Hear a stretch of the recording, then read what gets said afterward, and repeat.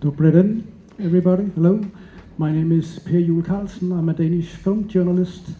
I'm here to do the introductions and this lecture on the Dogma Manifesto, the Dogma films from the 1990s.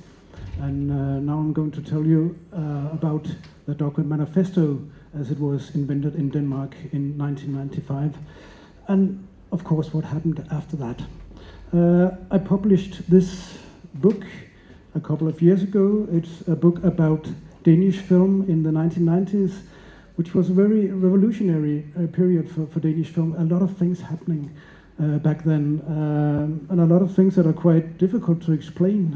I did my best with this book, but some things were quite peculiar. I'm going to get back to that in a couple of minutes. And I'm going to give you now the short version of this book. In fact, there's some of the things I'm going to talk about are not in the book. Don't tell that to anybody in Denmark, but I forgot something quite important about the Dogma Manifesto. And then at the end, I have let's call it a surprise for you, because something new is happening in Danish film. Right? There's two ways of perceiving the Dogma Manifesto, or two ways of seeing the Dogma Manifesto. The one does not make the other one incorrect. They're important to understand to know what the Dogma Manifesto is. First of all, the Dogma Manifesto was an attack on the state of filmmaking in the early 90s, not only in Denmark, but in the rest of the world as well. And the second interesting thing about the Dogma Manifesto back then was that it was a product of a Danish temper, a Danish point of view, and that's what I forgot to tell about in the book. I think you can see the Dogma films without knowing anything about this Danish temper that I'm going to talk about, but I think it's important to understand, important to know something about it to understand how did this Dogma Manifesto come about. What happened in Danish film around the middle of the 90s, there was a new generation of filmmakers. They had like sort of a godfather in Lars von Trier, who's a main figure in modern Danish film.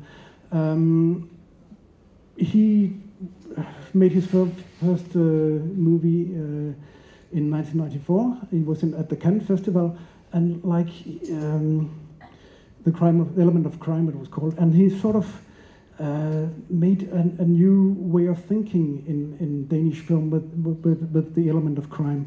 But like 3 or 4 years after that, something else was happening in Danish film. Two other films had enormous success internationally. One of them was Pelle the Conqueror, based on a famous Danish novel. And the second one was Babette's Feast. Pelle the Conqueror won an Oscar for Best Foreign Film, and it won the first prize, the Palme d'Or, in Cannes as well. You could not be more successful internationally than winning those two prizes. And Babette's Feast won an Oscar for Best Foreign Film as well. So at that time, it would be normal to say to each other, well, Danish film is doing very good internationally. There's nothing wrong with Danish film. But for this new generation, well, they were not impressed. This was, as one of the Danish scriptwriters said to me, this was straw hat film. You had to put on a straw hat to be in this kind of movie. It was like old-fashioned. It was from back in the beginning of the 20th century. And they were not impressed, this new generation. They wanted to do something else. They wanted to do films about now. They wanted to do films about their own present. And that's very important to understand what the Dogma Manifesto is about. And, well, this sort of explains it all. This is Lars von Trier, as you probably know, the provocateur in Danish film.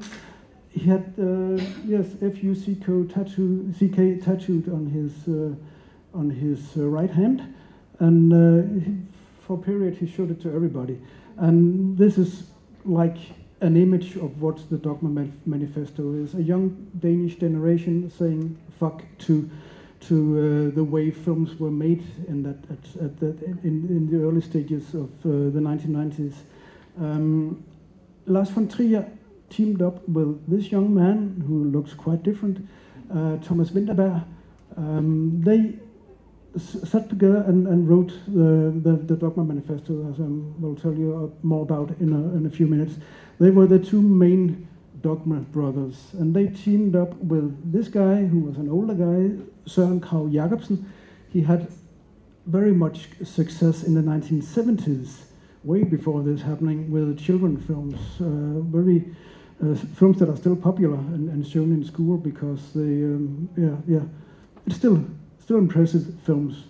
And they also teamed up with this guy, Christian Levering, who went to the film school with Lars von Trier. He's not that famous and has sort of left filmmaking to do advertising instead. In my book, well, I talked to everybody that was involved in, almost everybody that was involved in the Dogma manifesto and making Dogma films. And I talked to Søren Kragh Jacobsen, who told me about this experience filming in Poland next to Lars von Trier. Lars von Trier was making the film Europe in Poland. Søren Kragh Jacobsen was doing a film that had no international success. I can't even remember the title right now. But anyway, they met after being in Poland, and Søren Kragh Jacobsen told me this. We were both filming in Poland, and Lars von Trier asked me, "Aren't you tired like hell of heavy technology?" I was. We had all the cranes in southern Poland to carry in the lights. When we did a rehearsal for photographers and the lighting crew and so on, they said, well, we have to move the microphone and we just have to.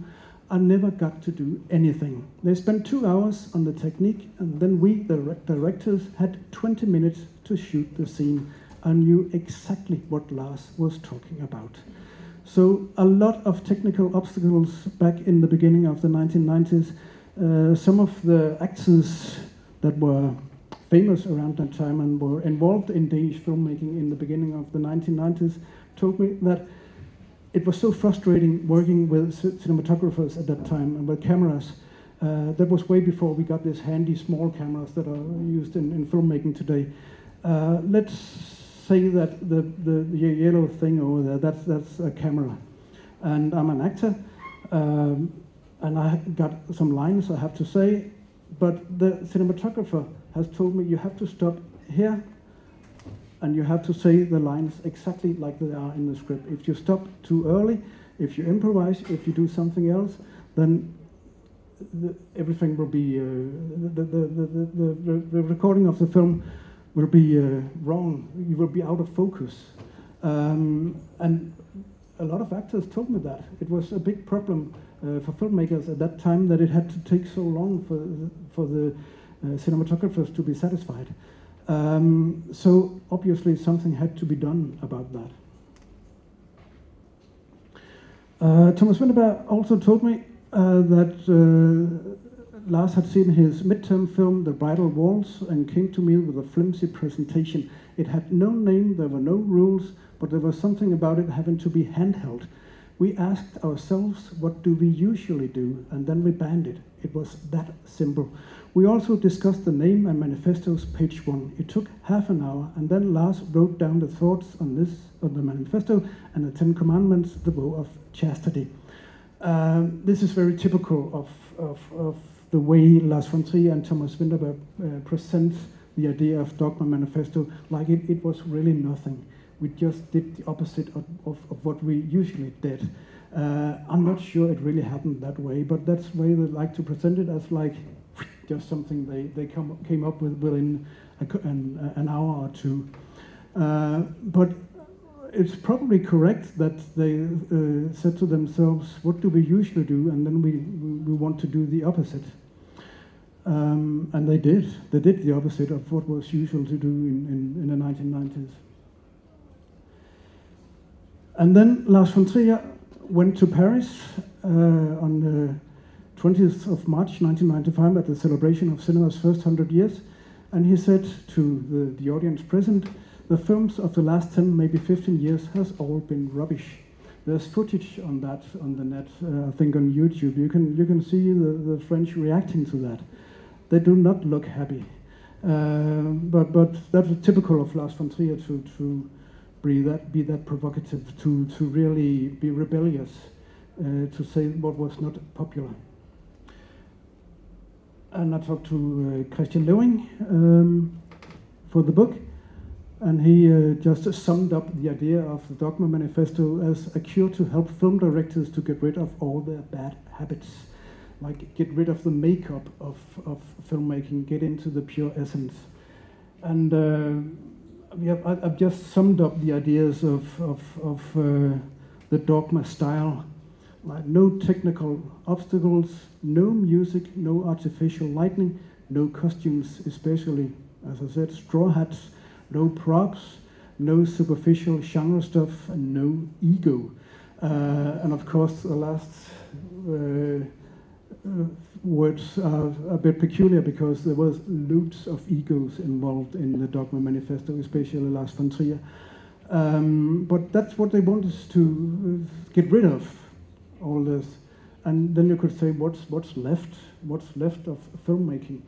But in fact, an enormous artistic freedom was left. They got rid of the cameras, and instead they used handheld cameras. That was very important. 2 handheld cameras for each film, which made it like possible to film in a way like being on a theater. As a cameraman, you could run around the actors, filming from all sides. Of course, you could end up in a problem where you film from one side and there's a cameraman on the other side, and that was not useful for the film. But the way just filming, and because it was digital camera, you could film endlessly. Before that, it was expensive celluloid, expensive film that was difficult to film producers to handle because they often went bankrupt because it was so expensive. This was much easier. But in fact, as I'm getting back to later, in fact it was the plan to film the Dogma style on I mean, good-looking film, but it was too expensive, so they turned to digital cameras instead, and then, of course, invented even more a new style. The first Dogma film was The Celebration by Thomas Vinterberg, and I got this little clip from the film, perhaps the most important and famous clip from The Celebration. The clip where the young man, the main character, is to make a speech for his father, and he takes up two speeches. Which speech do you want, the green or the yellow? He asks his father. Just to tell you a little bit about Danes, that has since become what you do when you make a speech at some sort of party. You say, "I got 2 speeches. Which one do you want?" And then. Well, it's Danish humor, of course. We all expect that one of the speeches will be very evil and bad, and the other one a good one. But anyway, this is, as you can see on this, this is not normal filmmaking. I talked to a young girl here at this festival who saw the film for the first time, and she was like shocked. She didn't know what to feel afterwards. She thought she liked the film, but it was very confusing for her. This mix of humor and a very hard story, a story about a young man being sexually harassed by his father. But here's the clip from The Celebration. Well, this is quite ugly and hard to look at, not only because of the content, the story, but also because it's made the way it's filmed and edited is quite brutal. Thomas Vinterberg got this idea of making the film as if someone had picked up a digital camera like the one you use to film your kids going on holiday, and then filming this story. That's, nobody says that throughout the film, but it's kind of the way it looks. This clip, I found that on YouTube, so it's even uglier than the original film, but the film is still ugly to look at this day. But of course, it became an enormous success. It went to the Cannes Festival in 1998, along with the Lars von Trier's The Idiots, and was the talk of the town. It was like, at least that's how we Danes looked at it. It was like for these 14 days in Cannes, Danish film ruled the world.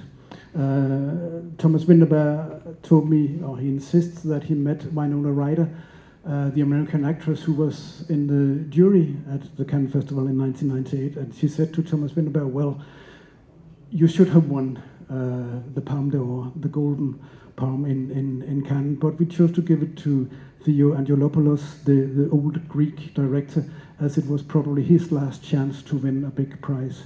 And they said to themselves in the jury, well, this guy, Thomas, he's so young, he's 29, he could probably win it some other time. Thomas Vinterberg has not won the first prize in Cannes. He might end up doing that someday. But that's how much success the celebration had in Cannes. And Lars von Trier was supposedly very annoyed and angry that this young man, Thomas Vinterberg, took all the went away with all the interest in Cannes in 1998. And now I'm getting to my second theme, the second way of perceiving the Dogma Manifesto, the Dogma films, at least to understand how this came about in Denmark in 1995. I think it's very important to, you can see the films, of course, and understand them the way you want to understand them, but to know what happened with the Dogma Manifesto, I think this is important. It's the Danish temper, the Danish point of view, that's out in the core, it's in the core of the Dogma Manifesto. As you might know, the Danes were the first to liberate the pornography back in 1969, and I would not say that we're proud of that in Denmark, but it's something that has sort of become a part of the way we think of ourselves. We are liberal people, we are free-spirited. We talk about the Danish frisind, as we call it. In fact, it's a German word, freisind, that has been translated to Danish as frisind. You could call it open-mindedness or free-spiritedness, but it's all about being open to new ideas, or to be naked on the beach, or whatever you think of in those terms. But the people, the young generation back in the 90s were really free-spirited. They wanted to do new things. They did not want to head into the future, but they wanted to be very much in the present. They wanted to show what was going on in their world, in their minds. They were very much provocateurs. Some of the older ones were certainly hippies, and the younger ones were punks. A lot of these young directors had some experience with the punk generation, the punk music and punk culture in the 1980s. It was very earthbound, no pretensions, as you could see in the quote by Thomas Vinterberg saying that we did this within an hour. It was so easy to make this Dogma Manifesto. That's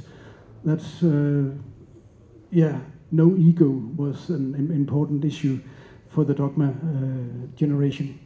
And an important man here is Peter Olbæk Jensen, who was the founder, along with Lars von Trier, of Centropa Pictures, the Danish film company that made The Celebration and The King is Alive. It was established in 1992. Within 2 years, it was the biggest film company in Scandinavia. It went really fast. And Peter Olbæk Jensen, as you can see him here, he smoked cigars when he was interviewed, and he had this idea of taking off his clothes whenever it was possible for him. And it sounds completely weird. It's comparing to today, it's a bit like the head of the CEO of Netflix taking off his clothes whenever sees a possibility of doing that. Peter Olbæk Jensen told me that whenever they had a new film out and he took off his clothes, they went from page 36 in the papers to page 2 because the journalists and the photographers were so eager to take pictures of him without clothes on. And, well, now I'm going to show you a picture of Peter Olbæk Jensen without clothes on. I hope it's okay. I did this lecture in front of some young Americans, and I think it was important to say to them, beware, here's a penis. And I hope you're not offended. I've warned you, this is Peter Olbæk Jensen without clothes on. In the pool of the house in Tropa usually made their parties at the Cannes Festival. This is the year 2000. The year he said to all the Danish journalists present, if you take off your clothes and swim in this pool, you will get a free ticket to the after party for Dancer in the Dark. And a lot of the Danish journalists present did take off their clothes. And since then there has been a lot of debate about how to act as a journalist when you're a part of Danish film. But that's Peter Olbæk Jensen in his prime time, and he did certainly take off his clothes a lot of time back then. And he's sort of Lars von Trier showing his hands, saying fuck to the world, and Peter Olbæk Jensen, that's kind of the image of the Dogma generation, the Dogma manifesto. It was very much a rebellious idea, a way of provoking. Enough the time to look at the vow of chastity, the 10 rules of Dogma, the Dogma manifesto. The first is, shooting must be done on location. Props and sets must not be brought in. If a particular prop is necessary for the story, a location must be chosen where this prop is to be found. So all these Danish, especially the Danish Dogma films, were filmed at a real location. Italian for Beginners, Lone Scherfi's film, was filmed in a part of Copenhagen within a very grey and uninteresting part of Copenhagen, within 4 places in this part of the town called Hvidovre. Sorry for the interpreters. It's impossible to say in other languages than Danish. But every time they made a Dogma film, it had to be filmed at a real spot. The celebration is at a Danish castle. They filmed for a month. Nobody expected the film to be anything that a film that would be shown for like a weekend in the Danish cinemas. It was a summer experience, and that's typical of the Danish Dogma films. Nobody expected anything from these films. The Dogma manifesto was ridiculed by the Danish film industry when they presented it. It was like, oh my God, Lars von Trier, what's this story? What have you come up with now?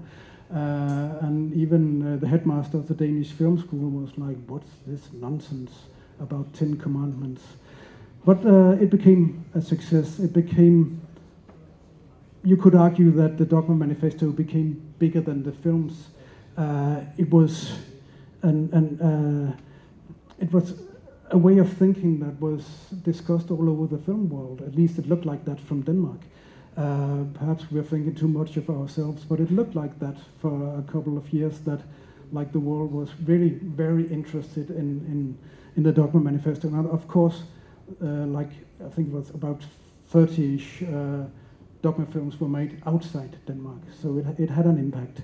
It very much had an impact in Denmark because the way of financially funding Danish film was based on the idea of Dogma films for a long time after the success of the celebration and the Idiots, which meant that it had to be very low budget to make Danish films, and that kind of ended in a bad way for Danish films during the new century. And rule number 2, the sound must never be produced apart from the images, or vice versa. Music must not be used unless it occurs where the scene is being shot. And being interested in music, it was like every director cheated with this rule, especially Søren Kragh Jacobsen, who was a musician himself, a famous musician in Denmark, cheated putting music everywhere it was possible for him. But it's very interesting a thing about the music in the films, the Dogma films. Lone Scherfig told me that when she talked to foreigners about Italian for Beginners, her Dogma film, they often said to her, it's like it's my own film. And Lone Scherfig said to me that she thought it came from the fact that it's a feel-good film, Italian for Beginners. Then when you see a feel-good film, you expect the music to tell you when to feel bad or when to feel happy. And when there's no music in this feel-good film, you sort of, what do I do with this? And then you come up with your own ideas, your own music, the music in your head, and the film becomes your own. That's what Lone Scherfig, at least, said to me about Italian for Beginners. Number 3, the camera must be handheld. That's very important in the Dogma style. Any movement or immobility attainable in the hand is permitted. The film must be in color. Special lighting is not acceptable. If there's too little light for exposure, the scene must be cut or a single lamp be attached to the camera. This is also a bit of a controversial rule for the filmmakers, because sometimes it was impossible to see what was going on. There was a debate about the Idiots, the first few minutes of the Idiots, that was impossible to see because it was so dark. And in the laboratory, the producers said, the producers of the Idiots said to the laboratory, "Can you lighten this? It's too dark." And when Lars von Trier found out about that, he was furious. He was so angry. Typical of Lars von Trier, but also, yes, a little story about what they struggled with when making Dogma films. Optical work and filters are forbidden. It had to be pure, you could say. The film must not contain superficial action, murders, weapons, etc. must not occur. And that's certainly true for the Dogma style. There's no genre movies, or perhaps a few exceptions, but very few genre movies within the Dogma films. Temporal and geographical alienation are forbidden. That is to say that a film takes place here and now. Well, that means that, like Pelle the Conqueror and Babette's Feast that I mentioned earlier, is not possible to make as a Dogma film, because it has to be now. It has to be a story about the present. And certainly no costumes and so on. Genre movies are not acceptable. The film format must be Academy 35mm. That's what they wanted to do, but it was too expensive. So one day, Peter Olbæk Jensen, the head of Zentropa, came to the film directors and said, "Guys, we cannot do this. It's too expensive. It has to be digital." And in that way, was sort of a new style, was because there was too little money. A new style was invented, you could argue. The director must not be credited. No egos, as I said. And that was perhaps the most controversial idea within the Danish film industry. We must not be credited. What is this about? And ironically, these Dogma films ended up being the most personal films for some of the directors. The Celebration is perhaps the most Thomas Vinterberg-ish film he ever made. It's like his prime film. The same goes with Søren Kragh Jacobsen with Mifune, his Dogma film, and Italian for Beginners, Lone Scherfig's film. That was like a blueprint for her career. She's made a lot of films after that, and they're sort of based on the same feel-good idea about people being very distressed and like little puppets in the rain, and then they end up feeling good in the end. That's Lone Scherfig's storytelling. And now to get to the films, especially the films that have been shown here on this festival, and some of them are still to be seen. First of all, this is The Kingdom, the TV series Lars von Trier made for Danish television in 1994 that was made with handheld cameras. That's like the first real use of handheld cameras in Danish film or series, and that was like the way, you could argue that that's when the Dogma movement started in 1995 with this series, The Kingdom. And in 1996 he made Breaking the Waves. It was not a Dogma film, but it could have been very much filmed with handheld cameras, and you tend to be seasick while watching Breaking the Waves. But then to the real Dogma films, in fact, Dance in the Dark that Lars von Trier made after The Idiots was to be the third Dogma film. It was not a Dogma film, but it could have been. So the first Dogma film, The Celebration, Thomas Vinterberg, you have seen a clip from that. And then came The Idiots by Lars von Trier. I'm going to show you a little clip from that as well. It's a strange story that Lars von Trier made up because he heard of a rich part of Copenhagen that did not want institution for mentally challenged people. The rich people did not want mentally challenged people walking around them. They were totally against that. And when Lars von Trier heard that, he lived next to this rich part of Copenhagen. He said, well, I want to do a film about that. So he made this story about some young people living in a house, acting like they were mentally challenged, walking around Copenhagen, acting as if they're mentally challenged. And you could argue, what's this about? Why do we need a film about young men acting, or young people acting as if they're mentally challenged? Well, and that's, I guess, a basic question when watching the film. What is this about? And this clip shows some of the totally normal people going around in Copenhagen acting as if they're mentally challenged, trying to sell some Christmas decorations. They made very, very ugly Christmas decorations.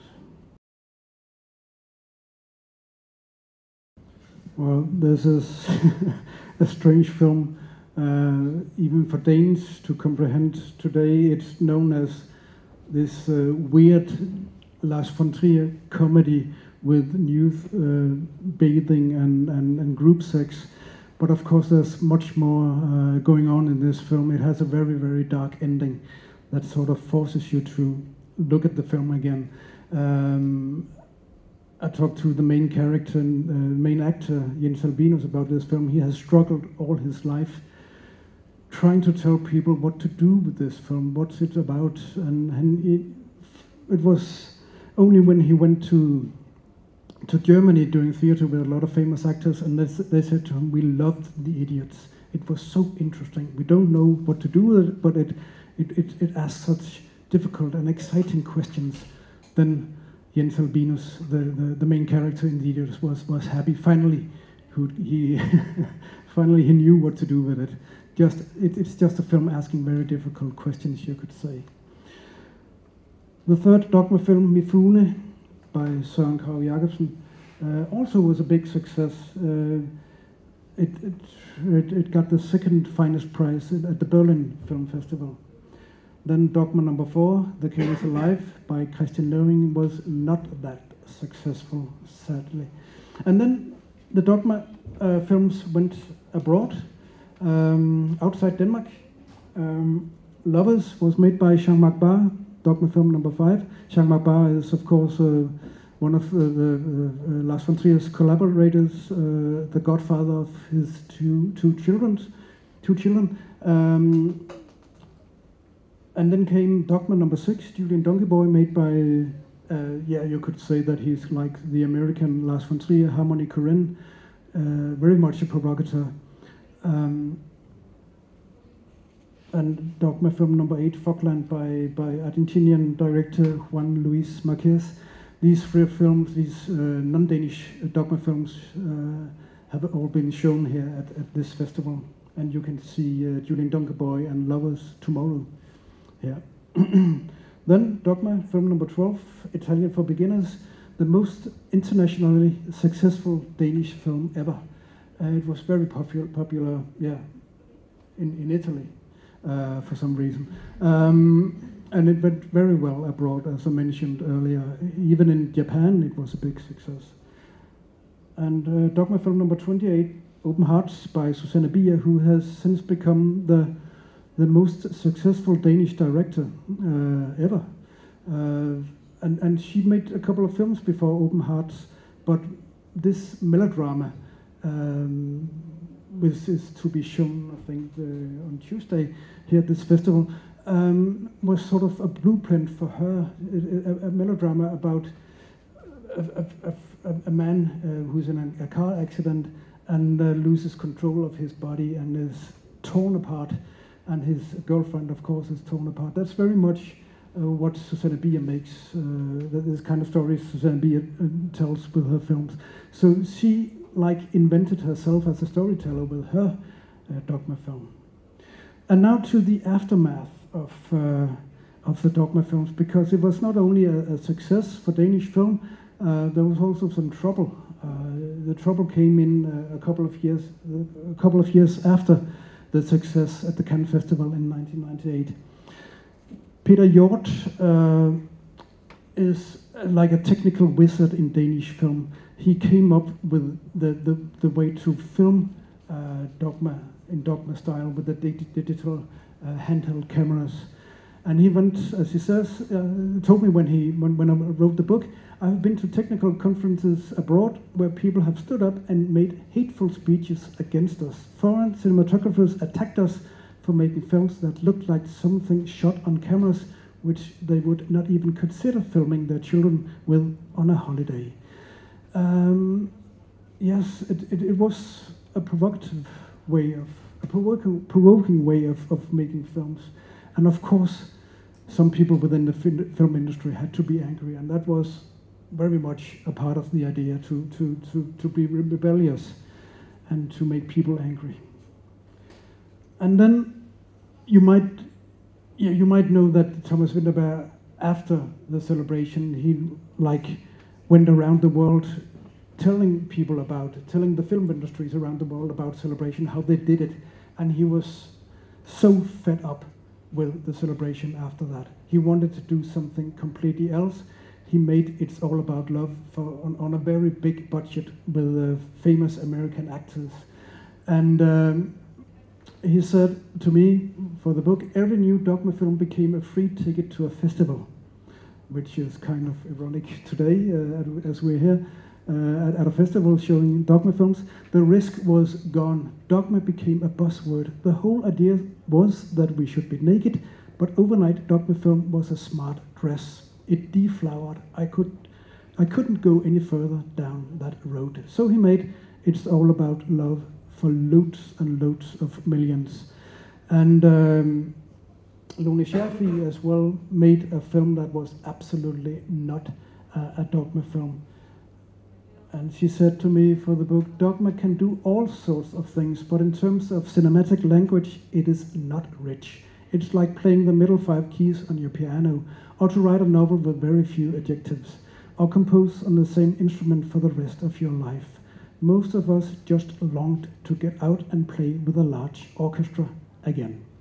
Søren Kragh Jacobsen as well, he made Mifune, and then after that he made Skagerrak, a film made in Scotland, and Lone Scherfig made Wilbur Wants to Kill himself in Scotland, and none of these films were commercially successful at all.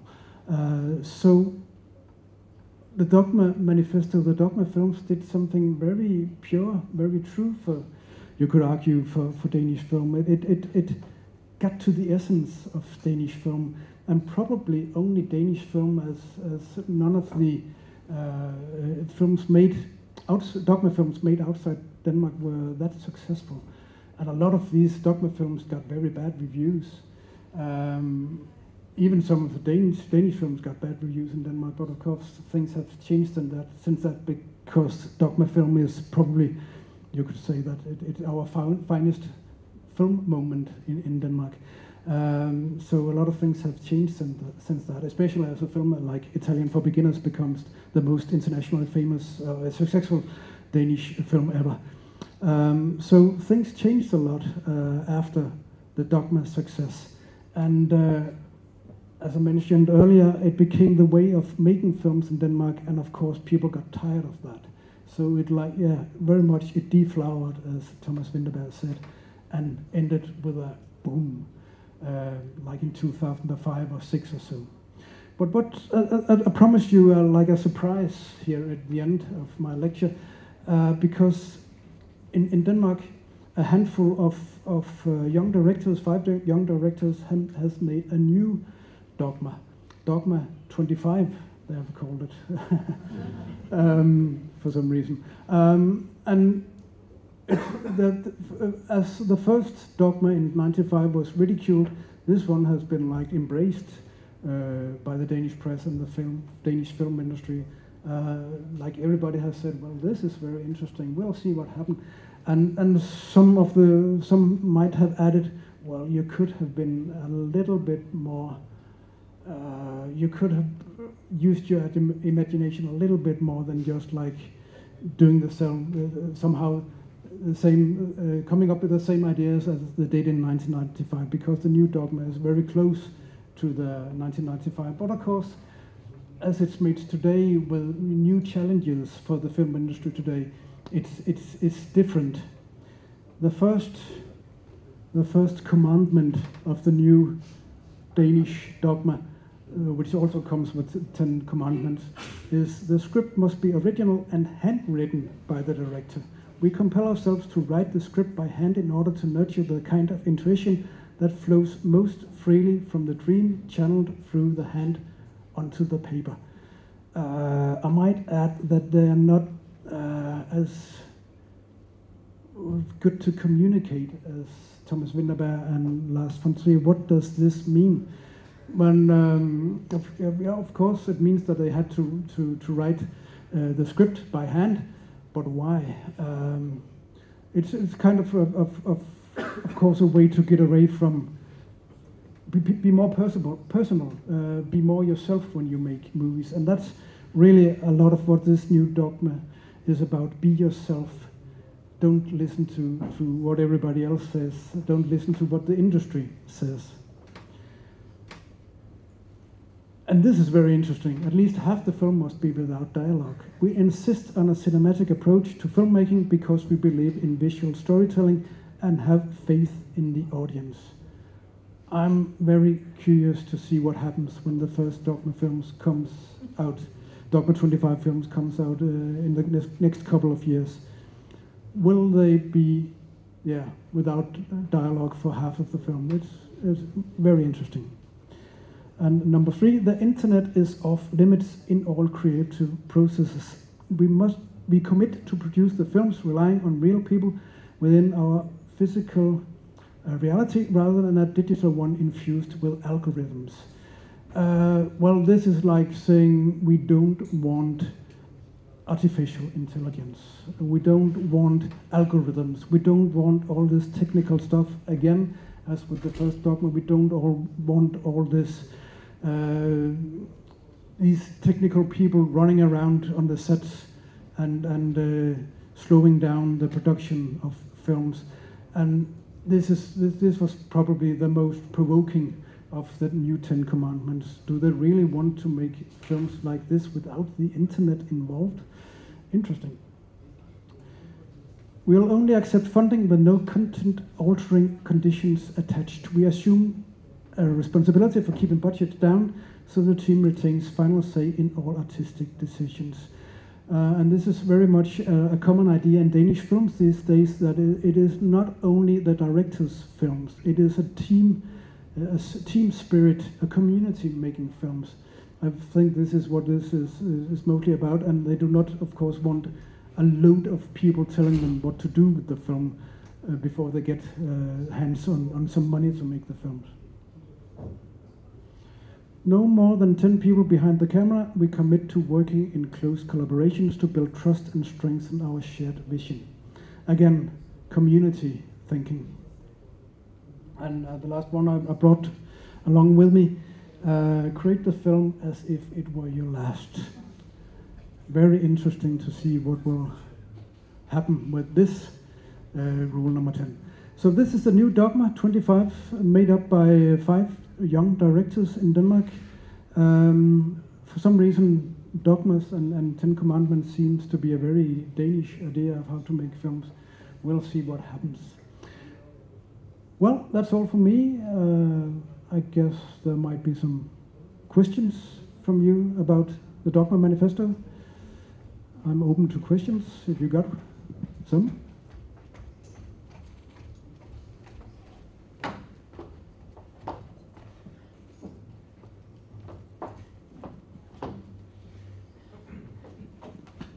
No? Yes?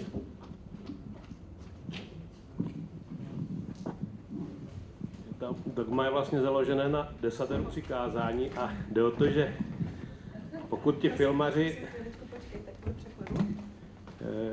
jakou formu měla ta zpověď? Jo.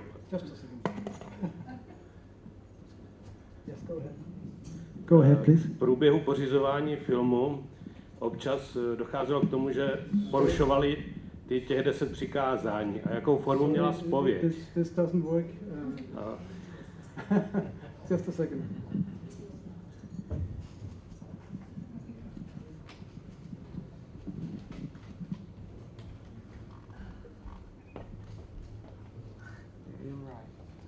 Yeah. Yes, Jack. Yeah, I can hear. Yes. Okay, go ahead. Při tvorbě těch filmů došlo často k porušování těch přikázání. A jde o to, jakou formu měla ta jejich zpověď. Jestli to byla opravdu, jestli to hodili na papír, vyznali se, podepsali, nebo jak to probíhalo.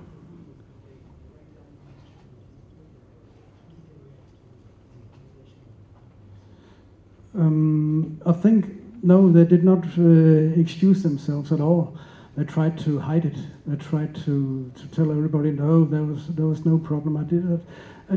I think that it's a bit like, well, I think it took like 3 or 4 years for Thomas Winterberg to excuse himself and say, well, I did cheat. Søren Krogh Jacobsen as well. Well, they were not happy that they had cheated, but they thought it was important to make the films they wanted to do. So no excuses at that time, no. Hi.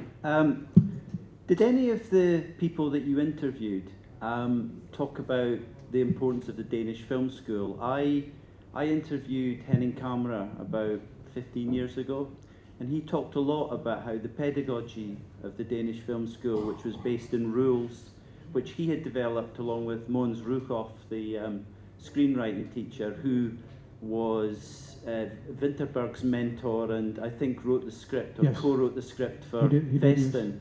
I mean, what's interesting is so many of the Dogma rules are very similar to some of the rules that were given to the students at the film school. So I'm just wondering if, 25 years on, 30 years on, if the film school and that environment is still important to these people.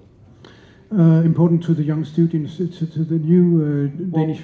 Also to the original Dogma brethren and sisters. Okay, yeah. They talk very warmly and heartily about the Danish film school. If you ask Lars von Trier, he would say very bad things about the Danish film school. He has made a film about the Danish film school, and he's not very kind to any of his old teachers. But especially Lone Scherfig speaks very warmly about the Danish film school, so it means a lot. Of course, the Danish film school has changed a lot since then, but back in those days, you mentioned the headmaster Henning Kammer, a very important figure in my book, and in Danish film. He changed the way of thinking in Danish film a lot. He made this way of he made he came up with an idea of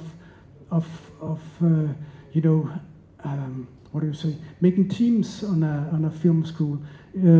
Before that, you were like, you were taught how to be a cinematographer, or you were taught how to write a script. But he made teams so that like 4 or 5 people having different roles as film people were put together to make films for a long time. So they ended up knowing exactly what the other was doing. It was very important to understand how to make films, as some of the actors told me before Henning Kammer's ideas at the Danish Film School. They often met directors who did not know what an actor did. Like if you had to have if it was important for an actor to look scared in a film, you had to like stand behind the door and like to make them look to frighten them. It was like they did not understand that as an actor you had like what do you say? I can't remember the word, but they could not understand that the base of being an actor. And that was Henning Kammer introduced to Danish film, an understanding of what everybody else was doing within the film industry.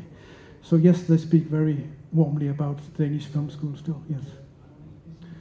Right? Further questions? Up here?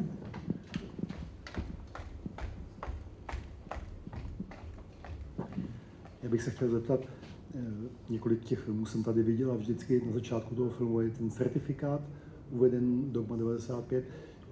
Nevím, jestli je to jako ve formátu vtipu, nebo jestli je to skutečně nějaký certifikát, který byl udělován těm filmům a jak vlastně, pokud ano, pokud je ta druhá volba, tak jak to vlastně, kdo to vlastně uděluje, nebo když ten film vznikne, tak jeho ještě vlastně nikdo neviděl, žádná komise. Mně to připadá podobně jako u indických filmů Bollywoodu, tak tam je vždycky taky takový certifikát, ale tam je to jasné, tam je to skutečně státní jaksi evidence.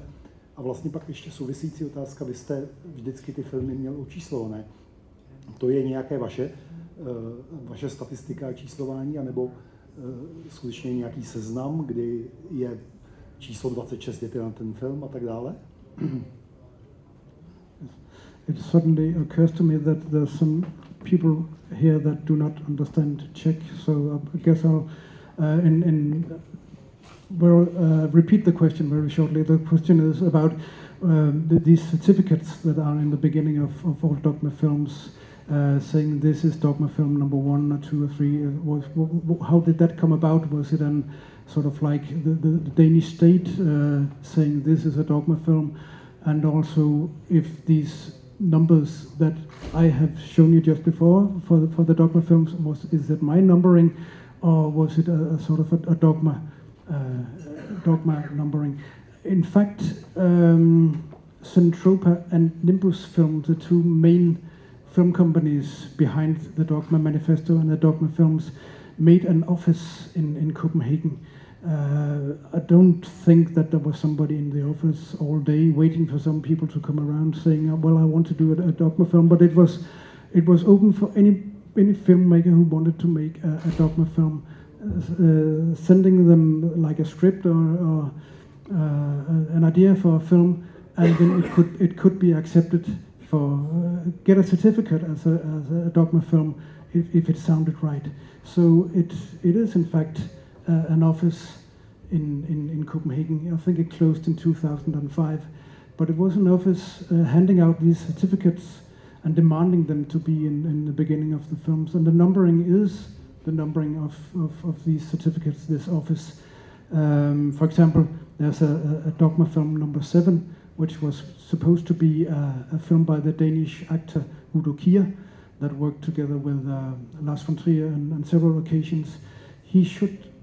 It was to be a film called Broken Cookies, interesting title, but it never got anywhere. So it's just on the list of Dogma films. It just says number 7 interview, but every film had to have a number. So it's not my numbering, no. Questions? Further questions? Maybe you mentioned that Just a second, yes. You mentioned that the Dogma 25 and that there are 5 people behind that. So are they some slightly known directors? And if there is some movie that is already product of this year in 25, so if there is already some product of Dogma 25 ready, or it is something of the future only? Well, the Dogma 25 manifesto was presented at this year's Cannes Festival in May. So I think they are only just starting to make the new Dogma films.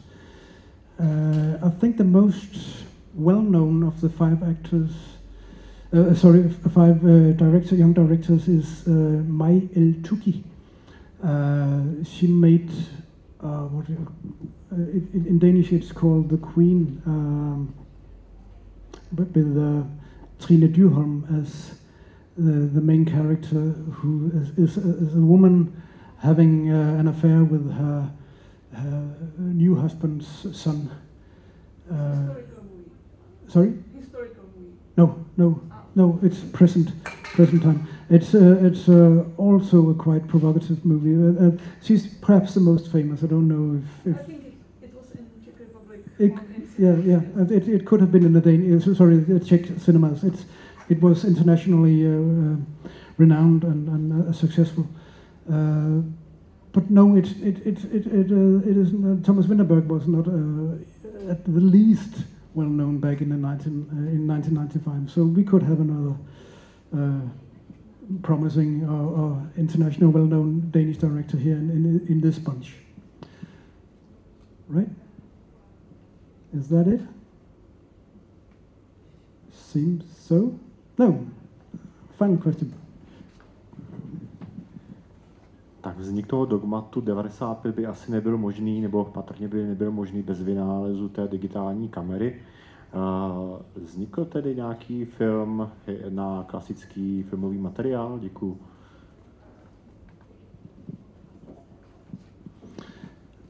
The question is about the digital cameras filming the Dogma films, the Dogma style.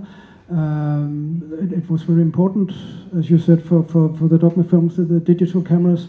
But was any of the films filmed on celluloid in the classic film format? No, everything was on handheld digital cameras. There's an interesting story that there was loads of problems getting the celebration to Cannes because at that time digital film was very new. Nobody quite knew what to do with it. Could you show that on a very big screen in Cannes? Because it looked so, well, it looked like holiday filming, father filming his children. So could you show that on a big screen? There was loads of technical problems getting this digital film onto